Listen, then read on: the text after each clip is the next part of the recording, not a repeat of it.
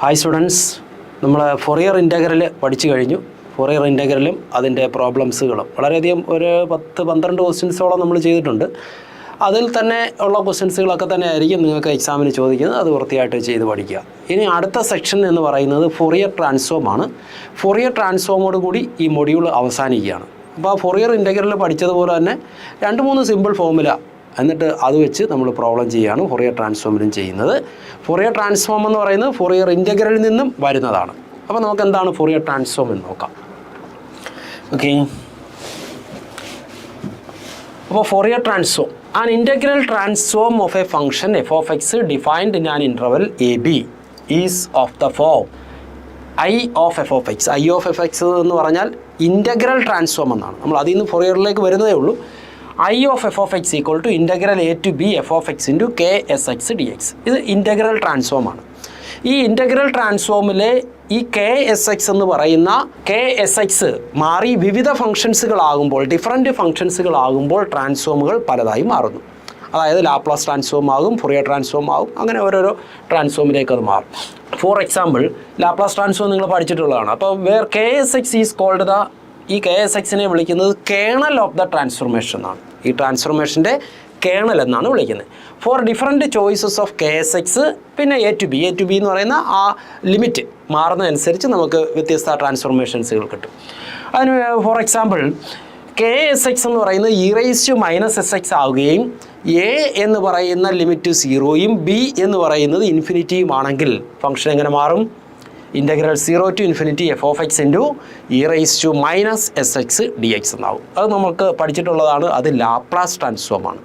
അപ്പോൾ L of F of X, Laplace transform of F of X എന്ന് പറയുന്നത് integral 0 to infinity f of x into e raised to minus sx dx. Just ഒന്ന് മനസ്സിലാക്കാൻ വേണ്ടി പറഞ്ഞതേ ഉള്ളൂ. അപ്പോൾ ഫൊറിയർ ട്രാൻസ്ഫോമിലേക്ക് വരാം.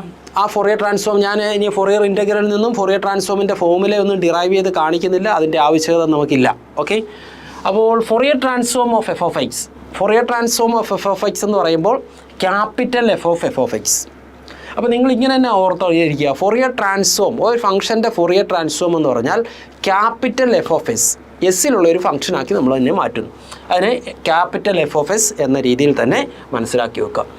Equal to 1/√2 pi integral -∞ to ∞ F of X into E raise to I S X D X. നമ്മുടെ first formula ഇതാണ്. അപ്പോൾ അതിനകത്ത് നിന്ന് മറ്റൊരു ഫോമുലയും കൂടെ നമ്മൾ കൊണ്ടുവരും. ഇനി ഈ ഫൊറിയർ ട്രാൻസ്ഫോം തന്നു, അത് ഏത് ഫംഗ്ഷൻ്റെ ഫൊറിയർ ട്രാൻസ്ഫോം ആണ് എന്ന് ചിലപ്പോൾ ചോദിച്ചേക്കാം.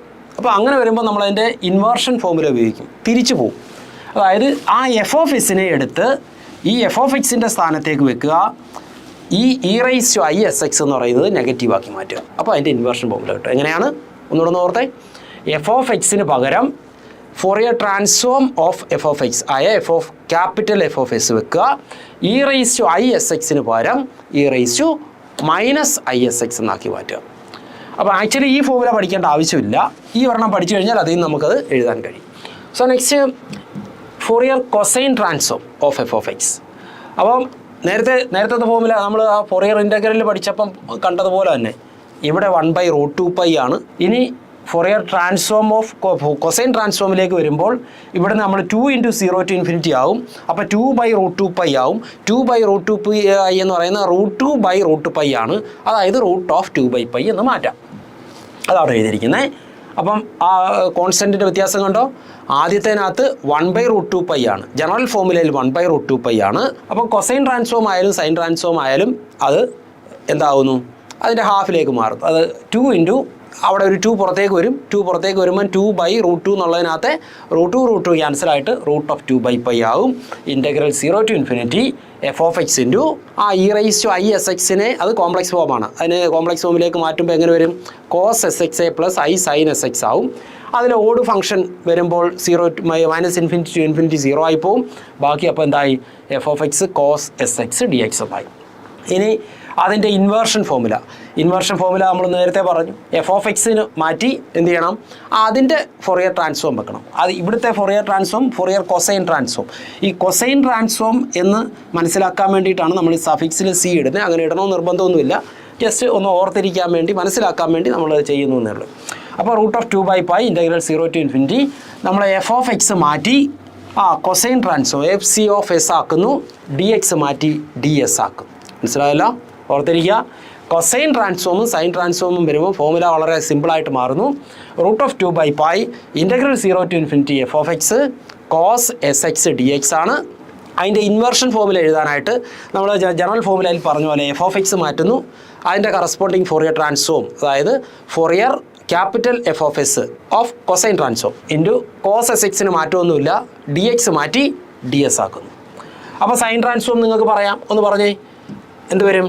Fourier sine transform of F of X എന്ന് പറഞ്ഞാൽ √2/π integral 0 to ∞ F of X sine S X D X ആകും.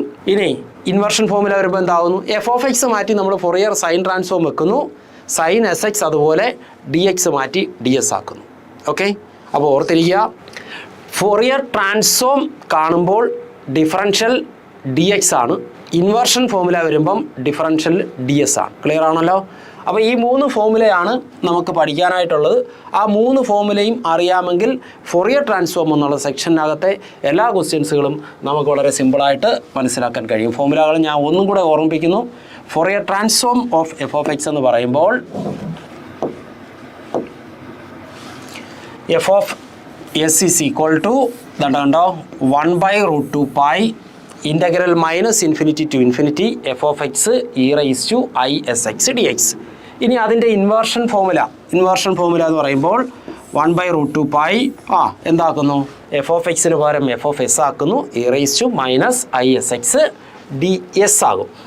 ഇനി Fourier cosine transform of F of X എന്ന് പറയുമ്പോൾ √2/π integral 0 to ∞ F of X cos S X D X ആകും.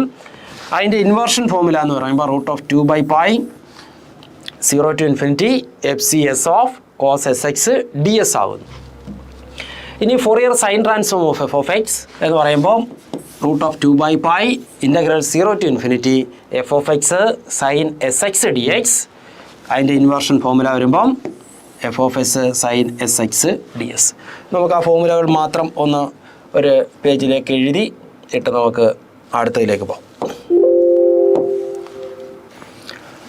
അപ്പോൾ നമുക്ക് ഉള്ള ഫസ്റ്റ് ഫോമുല ഫോറിയർ ട്രാൻസ്ഫോം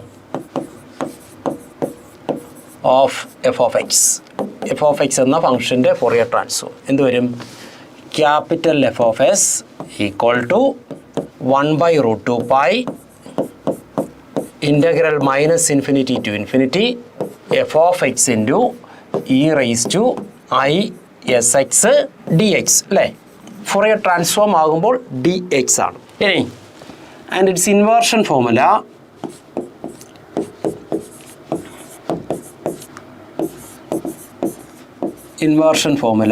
അതായത് നമുക്ക് എഫ് ഓഫ് എക്സ് കണ്ടുപിടിക്കണം. അപ്പോൾ F of X is equal to 1/√2π integral -∞ to ∞ F of എക്സിന് പകരം അതിൻ്റെ ഫോറിയർ ട്രാൻസ്ഫോം വെച്ചു, F of S e⁻ISx e⁻−ISx ആക്കി ഡി എക്സ് മാറി ഡി എസ് ആവും. ഓക്കെ, ഇനി ഇത് ഒന്നാമത്തെ ഫോമുല. രണ്ടാമത്തത് Fourier cosine transform of F of X ഇത് വരും. കൊസൈൻ ട്രാൻസ്ഫോം ആണെന്ന് മനസ്സിലാക്കാൻ വേണ്ടി നമ്മൾ സഫിക്സ് സി കൊടുക്കുന്നു. ഇൻ ടേംസ് ഓഫ് എസ് അതായത് F C S equal to നമുക്കറിയാം 1/√2π മാറി √2/π ആകും. പിന്നെ -∞ to ∞ മാറി 0 to ∞ ആവും. പിന്നെ F of X into cos S X D X ആവും. ഇനി അതിൻ്റെ ഇൻവേർഷൻ ഫോമുല എന്ത് വരും?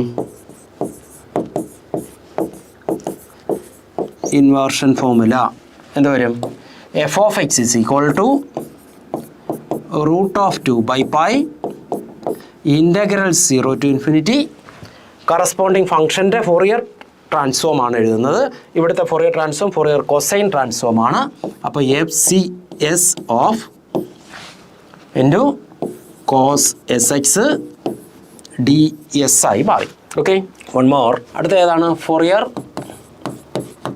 Sign transform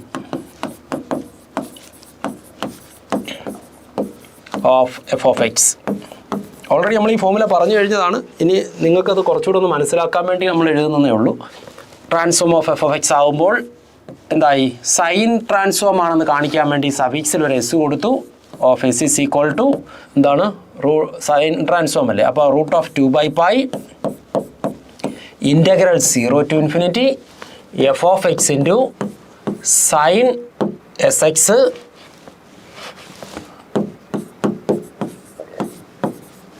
D X. ഇനി അതിൻ്റെ ഇൻവേർഷൻ ഫോമുല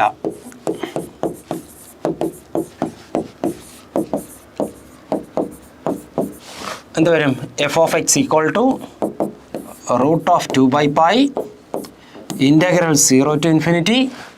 ഇവിടുത്തെ ഫോറിയർ ട്രാൻസ്ഫോം ഇവിടെ നമ്മൾ സൈൻ ട്രാൻസ്ഫോം ആണ്. അപ്പോൾ F S of S into sine S X D X മാറി ഡി എസ് ആവും. ഇത്രയുമേ ഉള്ളൂ ഈ ഫോറിയർ ട്രാൻസ്ഫോമിനകത്ത് പഠിക്കാനായിട്ടുള്ളൂ. അപ്പോൾ നമുക്കിത് മൂന്നാമത്തെ ഫോമുല, നമുക്കാകെ 3 ഫോമുല പഠിച്ചാൽ മതി. ഫോറിയർ ഇൻ്റഗ്രലിൽ നമ്മൾ 3 ഫോമുല പഠിച്ചു, ഇവിടെയും 3 ഫോമുല, 3 ഫോമുല. ഈ മൊഡ്യൂൾ മൊത്തം പഠിക്കാനായിട്ട് മൊത്തം 6 ഫോമുല അറിഞ്ഞിരുന്നാൽ മതി. 6 ഫോമുല അറിയാമെങ്കിൽ നമുക്ക് ഈ മൊഡ്യൂളിലുള്ള എല്ലാ ക്വസ്റ്റ്യൻസുകളും കൃത്യമായി ചെയ്യാൻ കഴിയും. ഓക്കെ, അപ്പോൾ ഇത്രയും കാര്യങ്ങളാണ് ഇത്രയും കാര്യങ്ങളാണ് നമുക്ക് ഈ മൊഡ്യൂളിനകത്ത് പഠിക്കാനുള്ളത്. ഇനി ഇതിൻ്റെ പ്രോബ്ലംസുകളാണ് ചെയ്യേണ്ടുന്നത്. പ്രോബ്ലംസ് നമുക്ക് അടുത്ത സെക്ഷനിൽ ആരംഭിക്കാം. Okay, thank you.